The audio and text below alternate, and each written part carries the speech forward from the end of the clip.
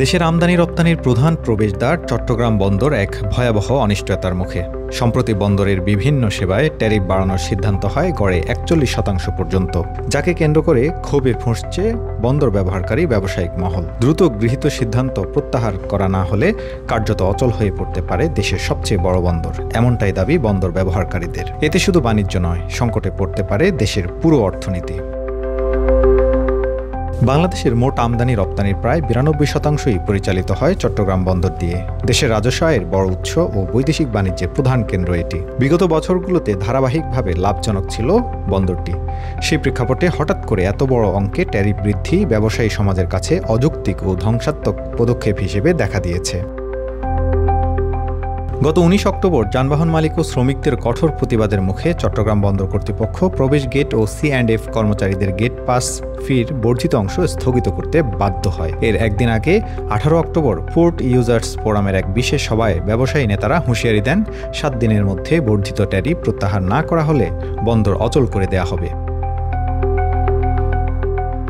এখন সেই আলটিমেটামের ৪ দিন কেটে গেলেও সমাধানের কোনো ইঙ্গিত মেলেনি, বরং ব্যবসায়ী মহলে তৈরি হয়েছে আশঙ্কা। প্রশাসনিক জটিলতা ও অনমনীয় অবস্থানের কারণে চট্টগ্রাম বন্দর শিগগিরই অচল অবস্থায় পড়তে পারে।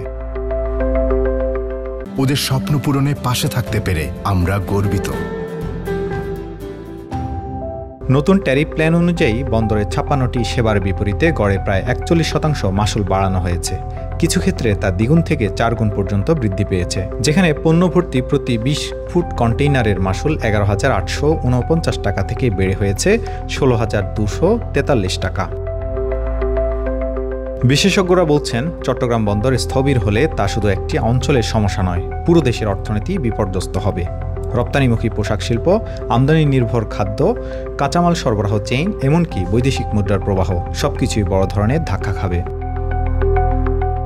দেশের অর্থনীতি বর্তমানে উচ্চ মুদ্রাস্ফীতি, ডলার সংকট ও আমদানি ব্যয় বৃদ্ধির চাপের মধ্যে রয়েছে। এর মধ্যে যদি বন্দর কার্যক্রমে বাধা পড়ে, তবে পণ্যের দাম আরও বেড়ে যাবে, আর এতে বৈদেশিক আয়ের উৎসগুলো হুমকিতে পড়বে। চট্টগ্রাম বন্দর দেশের অর্থনীতির জীবনরেখা। এই বন্দরের ওপর নির্ভর করে দেশের শিল্প, বাণিজ্য ও কর্মসংস্থান।